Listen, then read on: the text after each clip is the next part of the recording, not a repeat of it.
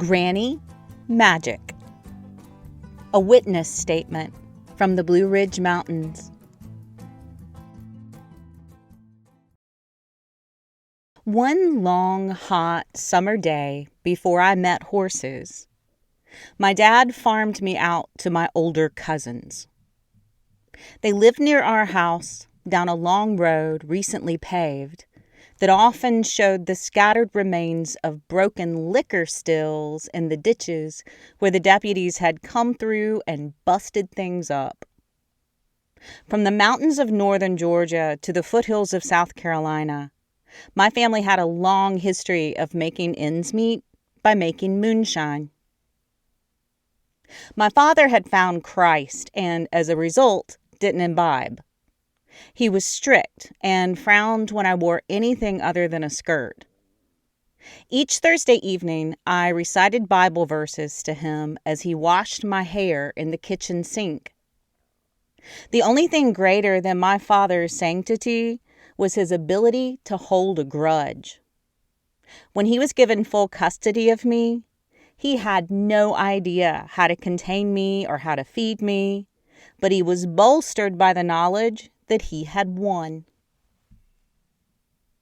But I was uncontainable, and he knew this. So during the summers while he was at work, he farmed me out to any available family member to keep an eye on me. It must have settled his mind knowing that if I found mischief, which I did, at least it was on someone else's watch. There's only so much personal blame a man can take. On this summer day, with my father frowning, I wore short shorts and a tank top. My cousins and I played in the sprinklers that sprouted rainbows in their long, rolling front yard. The grass was spiny and drought hard beneath my feet.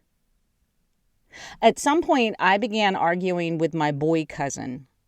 He was argumentative and antagonistic. He still is. But he likes to remind me that the women in our family are hard-headed. I don't deny this. With my attention fully focused on his nonsense, I was unaware of where I was running, and I barged leg first into a kerosene heater that had been placed on the front porch to burn off fuel for storage. The cage around the heater was boiling hot. It took a moment for the synapses to reach my brain as I stared down at the blistered burn forming on my leg. I'd walk straight into a hot kerosene heater again if it would stop my cousin from arguing with me. He stood there, slack-jawed and silent, his eyes roaming from the burn on my leg to my face.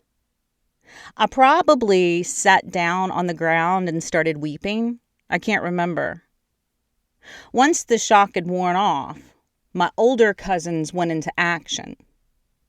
One ushered me into the house and started dialing numbers on the phone. "We're calling Aunt Daisy," she said. "She'll pray the fire out of that burn." And pray Aunt Daisy did. Whether she was remote or standing beside you, Aunt Daisy would recite a Bible verse that had been passed down through the family along a twisting but precise lineage, and your skin would stop aching if it had been burned, or a wound would stop bleeding if normal first aid wasn't successful. Aunt Daisy's ability wasn't considered weird or evil. She was a community resource that everyone knew to call if medical care was too far away or too expensive. In an area roughly 10 square miles, I was surrounded by cousins and cousins of cousins. Our great aunts, like Daisy, were numerous and remarkable. They could talk off warts, stop blood from flowing, and take the fire out of burns. That hot summer day, my legs stopped hurting immediately, and while I wore the scar for a few decades, my pain was minimal, and I was back to arguing with my cousins in no time. I don't care if the healing was all in my head. Horses and belligerent 10-year-olds give little mind to placebos. It either works or it doesn't. Granny magic is as diverse as the hills and hollers of the mountain region my people came from. They brought their charms over with them on boats, and their knowledge mixed with the vast generational archives of the indigenous peoples they encountered in the New World. My people are English, Irish, and Scottish. On my mother's side, Mary Magdalene Winchester, my third great aunt, was a store owner and midwife who took a world of secrets to her grave when she passed away in 1942 at the age of 94. I was researching an ancestry project during a month-long semester in college when I first met her. I stood at the visitor center at the entrance to the Smoky Mountains and stared into the eyes of a woman captured in a painting. She was familiar and haunting. Her worn hands were at odds with my smooth and timid fingers. It felt like she knew something that I did not, but also that I knew things that I wasn't ready to accept about myself. My soon-to-be ex-boyfriend snapped photographs of her and handed me an envelope of slides that I keep to this day. I also owe him an apology letter. In time, the matriarch of the Smokies, as the painting of my great-aunt was called, was placed into storage, understandably so, because the visitor center sits just miles from the entrance to the Cherokee Reservation. Her portrait on the wall was just one more reminder that history books begin with the settlers and disregard the eons of knowledge that was already here on this land, kept within the minds, hearts, and souls of the original inhabitants. At home, I placed a photo of the painting in a tiny frame. My walls are filled with images, yet untold numbers of visitors to my house have stopped to stare at the vision of Aunt Winchester. Most are disturbed by her steady gaze and wizened face, the shadows that illuminate her from within. One person told me to turn it around so they wouldn't have to look at her. Kids, though, are drawn to her and fascinated. What is it about the mystique and mystery of elders from long ago that both delights and repels us?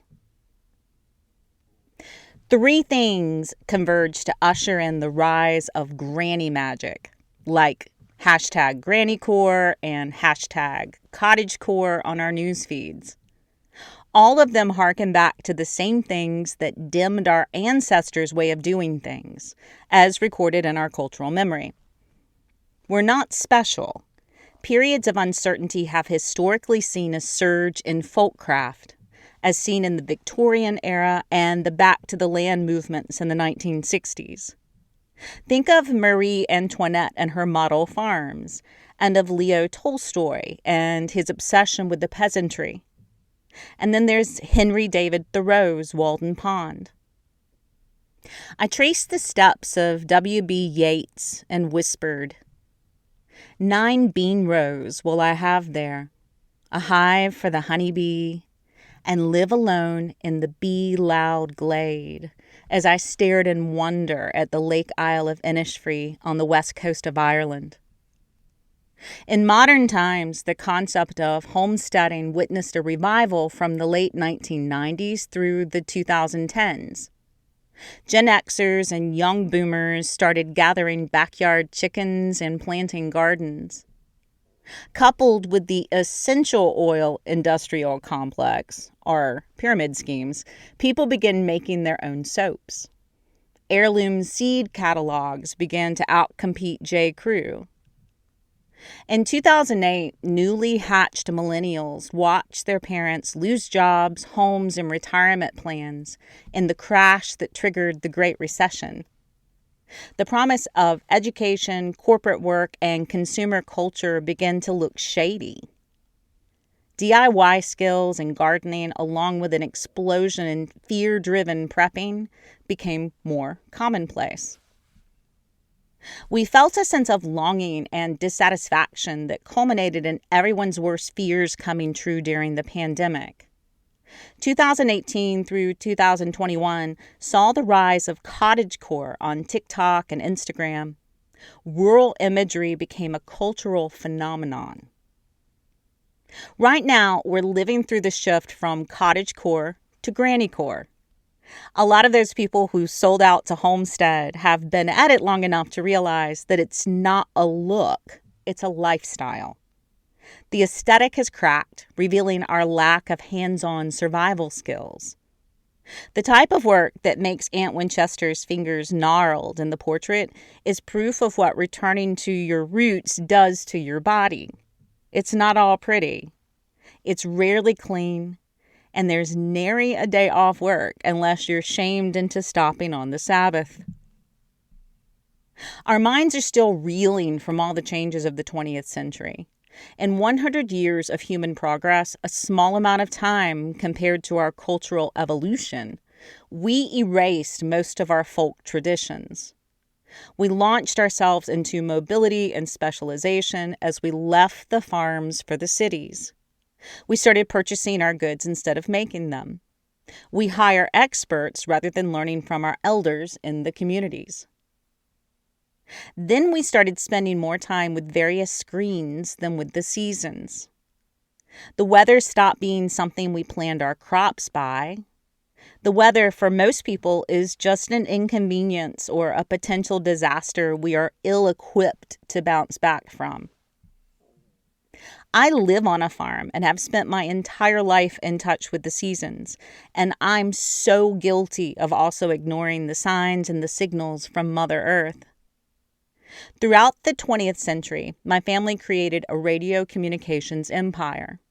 Thank you, Nikola Tesla. I lived television and radio intimately, from analog towers to cellular to digital. In many ways, I have that progress to thank for a life that made it possible for me to return to my roots on a farm. And Lord, I have been so embarrassed by my country roots. Those old skills seemed simple and naive to me as I watched old women can vegetables and plow with a horse. I wear overalls every day, and it still galled me when I walked into a Cracker Barrel country store and found a dress that I would wear. I bought the dress. It's super cute. I pair it with a denim shirt and ankle-high boots, but I'm still a little ashamed to say where I bought it.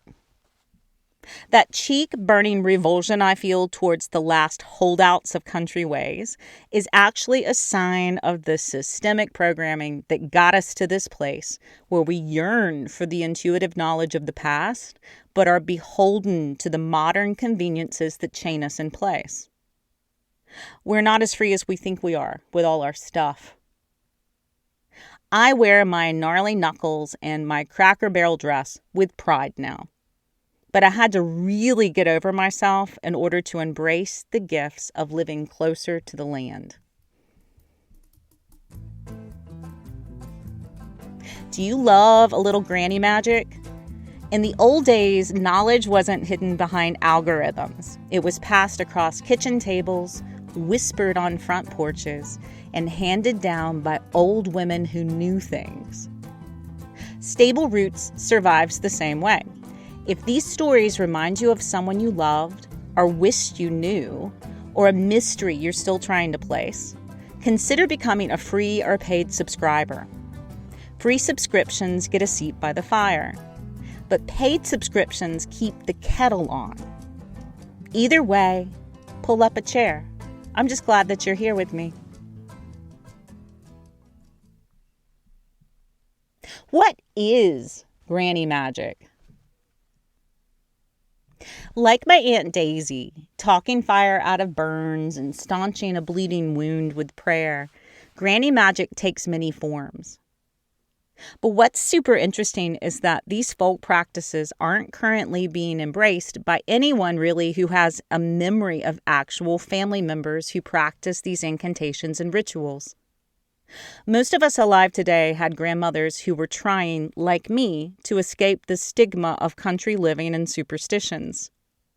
The aesthetic we're drawn to hasn't been seen really since the late 1800s or early 20th century. yet we long for ritual and tradition. Here are some examples of those rituals still alive today that you can adopt into your life. No harm done. And if you're struggling with your longing for ritual that might feel at odds with your faith, no worries. I became Catholic so I could immerse myself in rituals galore. And remember that most granny magic was practiced by some of the most fundamentally faithful women on the planet. Ever heard of speaking in tongues or snake handling? Those things happen inside churches. And yet we have been programmed to fear the mystery. Programming that stems from the very same backlash against embarrassing, seemingly naive rural practices.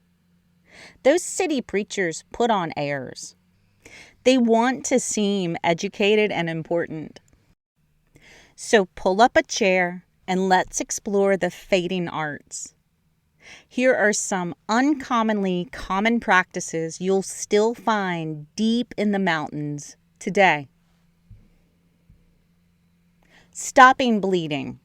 A prayer is said and the exact words are passed down to a very specific person in the family line. The knowledge is sometimes only handed down on Christmas Eve or Christmas Day. Talking the fire out. Prayers are said over the burn to reduce pain and speed healing. It's still one of the most common mountain healing traditions used today. Removing warts. Rub the wart with a potato, bean, coin, or string. The object is buried and prayers are recited. Blessed objects. Silver coins, herbs, and tokens are used to ease minor ailments. Horseshoes over doorways. Some practices say to hang it upright, others say to hang it down, but either way, the placement over the doorway is said to bring luck and protection. Cedar branches, hung in homes, barns, and outbuildings, are said to offer purification and protection. A Bible open to specific passages for protection during storms or during illness and family crisis. Crosses over doorways, chalked, carved, or hidden. This symbol is intended for blessings and protection.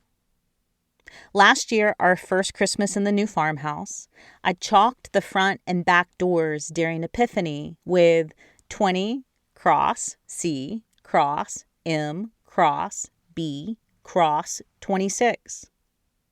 This old Catholic ritual includes the first and last numbers of the calendar year, along with the sign of the cross, and letters representing the Magi and the Latin for "May Christ bless this house." Weather and nature signs. Rings around the moon, woolly bear caterpillars, acorn production, persimmon seeds, the smell of the air before precipitation, fog patterns, bird behaviors. These are just a sampling of the myriad signs that are seen as important in the natural world. What signs have you inherited from your family? For me, it was always my father saying, "Red sky at night, sailor's delight." Moon lore. As above, so below is still very much at work today. One of my horse mentors instructed me to never plan elective surgery for the animals when the moon is waxing. They'll bleed more. The tidal pull of the waxing moon is thought to pull all waters to increase strength, including the fluid in our bodies. The opposite occurs with planting when the increased water movement is thought to pull water toward the plant roots as the moon increases strength. Household signs. I was taught to never open an umbrella in the house, and the same for walking under extended ladders. My Turkish ex would not hand a knife to someone unless the knife was closed in a sheath, or he spit on the blade before passing it to someone's hands. There are instructions to not whistle after dark or to never put a hat on the bed. Sweeping over someone's feet is considered an ill omen, as is putting an empty rocking chair into motion. Shoes were never to be placed on a table, but I think that is self-explanatory. Death signs. The end of a life was preceded by warnings. This could be something as simple as a bird striking a house window or an owl hooting nearby. Dogs continuously barking were an ominous call to pay attention. One of my family members only sees a certain bird before someone is about to die. There is also talk of stopping clocks at the hour of someone dying and family members who have unusual dreams before and after a death. Dreams and messages. Before Carl Jung was analyzing our dream states, people have always been giving particular importance to the imagery in their dreams. There's dreaming of water or of teeth falling out, dreaming of weddings or dreaming of snakes. Each hold their own messages, and many families still pay attention to that old imagery today. Livestock traditions. Who reading this still knocks on wood after discussing good fortune? I do. Prayers have always been recited over sick animals. I watched this magic in motion on Christmas Day last year when I'd exhausted all science trying to give ease to a sick horse. That's not the only time that desperation has knocked my internal walls down far enough for me to embrace the mystery, and I'm always amazed at the results. The list of folk practices still used in animal husbandry is so vast it deserves its own post. But things like a herd of cows lying down signaling rain, an unusually thick winter coat signaling a harsh winter, no new projects on Fridays, no buying or selling on Sundays, and telling honeybees about big family news are all still in use today. Finding lost things. Saint Anthony of Padua is the saint to petition for finding a lost object, but many families have their own spirits they petition and prayers recited to find missing things. I once accidentally asked St. Jude, the patron of lost causes, for help because I forgot who I was supposed to ask. St. Jude delivered within moments.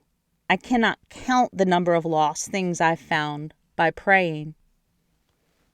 Water magic. Dowsing is still used to find underground water for wells. I have a cousin that is brilliant at it. Certain springs have always been thought to contain healing powers. Ancient churches were typically built above natural springs. Some waters were considered to have healing properties, and water gathered at certain times contains blessings. And then we have the laying of hands. This one comes straight from the Bible, where Jesus touched people to heal them. It's still used with prayer in many churches today. Throughout history, there have been people who were known for their gifts of healing. Old communities and villages had members known for their healing touch. Mothers and grandmothers used their hands in similar ways over sick children. There is power in human contact, and most of us are hungry for physical connection in a world that feels increasingly disjointed and out of touch. What all these practices have in common is incredibly basic. They're about paying attention. They're also a great focal point for all the energy we have coursing through us every day that has nowhere to go. When I explore various granny practices, it also makes me pay attention to the intention I'm spreading. If I'm in an awful mood, it's probably not a good idea to go spreading it around. I notice my moods and the weather and the color of the light as it spreads down through the treetops before the moon comes out. This is my witness statement. Whenever I write about this kind of stuff, I feel like I'm going to be punished. I carefully type neutral language or broad third-person generalizations. I go back through and edit myself out. My father always warned me that I was going to hell, But he also believed in Aunt Daisy's ability to heal wounds. Those two sides of my psyche were firmly entrenched by the time I reached college, and magic and mystery were trapped within the bounds of literature, so that science was free to explain everything. There are still a lot of mysteries that science is unable to explain.